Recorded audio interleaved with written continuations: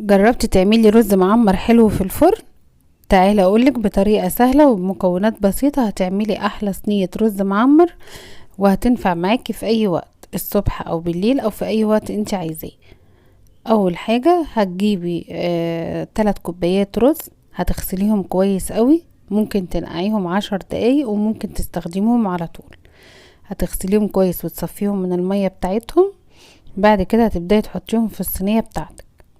طبعا انت هتعملي المقدار اللي انت عايزاه وعلى حسب عدد الاسرة بتاعتك، لو عايزة تعملي صينية كبيرة او صينيتين ضعفي المقدار واعملي بنفس الطريقة. انا حطيت الرز في الصينية. طبعا في الوقت دوت هتكوني جايبة كيلو لبن هتغليه على النار، ممكن تجيبي كيلو ونص عشان ما تحتاجيش. هتحطي بس كوبايتين مية على الرز بتاعك تغطيه بيها. هتبداي تحطي السكر يا جماعة مش مقدار ثابت، يعني كل واحد على حسب الحالة بتاع الرز اللي هو عايز. ممكن تحطي 4 معالق، ممكن 5، ممكن معلقتين، براحتك انت. هتبداي تحطي السكر وتبوشيه. طبعا بعد ما تحطي المكونات كلها ممكن تقدري تدوقي السكر تاني لو انت عايزة تزودي.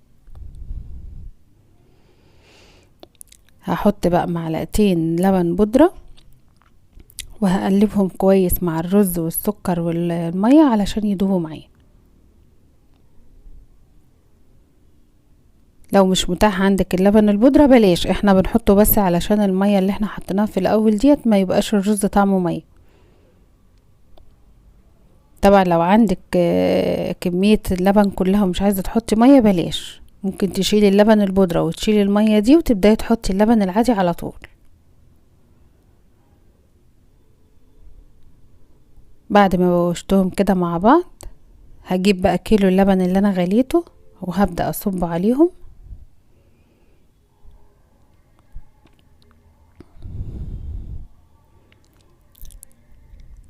انا مشغله النار يا جماعه تحت الصينيه علشان ياخد غلوتين معايا. هقلبهم تاني وهحاول بقى ابوش السكر براحتي خالص علشان ايه، اشوف هو محتاج سكر تاني ولا لا. زي ما حطيت معلقتين لبن بودرة هحط معلقتين كريم شانتيه خام او اللي في كيس، اي حاجه مفيش مشكله. دي معلقه سمنه بنحطها مع الرز علشان لما ندخله الفرن الوش بتاعه يحمر. عايزه تحطيها دلوقتي حطيها، عايزه تستني شويه براحتك، هي مش هتعمل حاجه. خلاص انا حطيتها. هحط نقطتين فانيليا، يا ريت في الصينيه دي تحطي فانيليا سايبه علشان البودر بتعمل سنه مرار.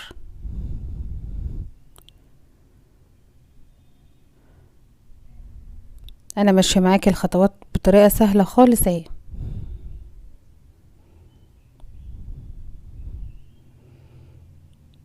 انا بتاكد بس ان السكر باش معايا علشان اشوفه محتاج سكر تاني ولا لا. يبقى انا حطيت الاول السكر وحطيت اللبن البودرة وحطيت نقطتين فانيليا، ودي قشطة كانت على وش اللبن اللي انا غليته هبدأ اضيفها عليه. طبعا انا سايباها في الاخر شوية عشان بس تدي لون احمر للرز بتاعنا.